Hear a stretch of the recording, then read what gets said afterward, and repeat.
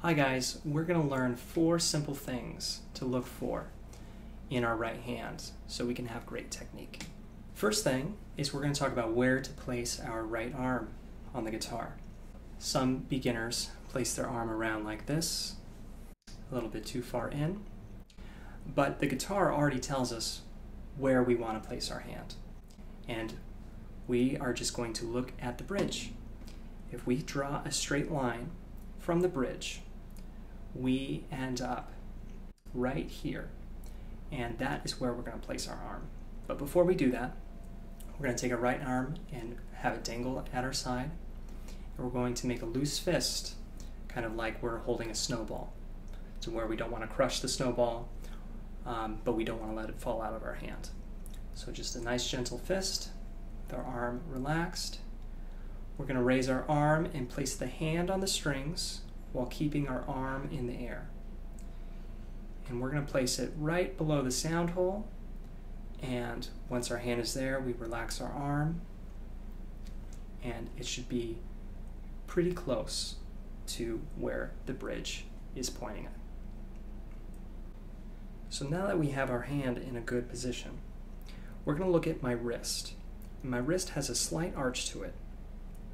We don't want to have our hand too low, because if our hand is touching the guitar, then it kind of keeps us from moving around to the other strings.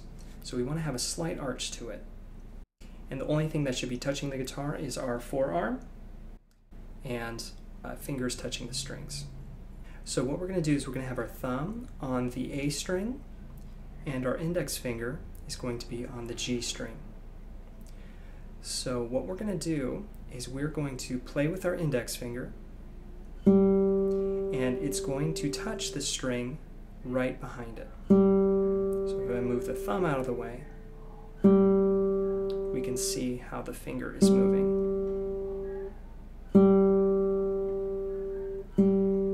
So that was the second thing to look for. Actually, the second and third thing. The second thing is the wrist. The third is how we move the finger. We can do the same thing with our middle finger on the same string.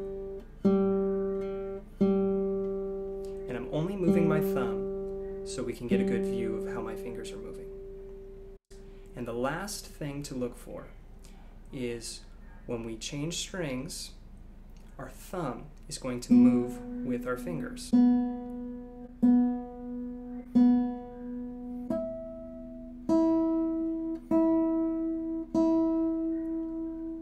So what we want to avoid is, once again, having our thumb staying put.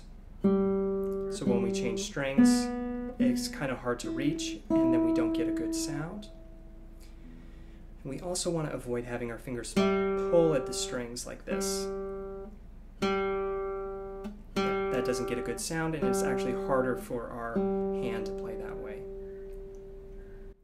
And those are the 4 easy steps to look for. I look forward to meeting with you guys next week. All right, bye.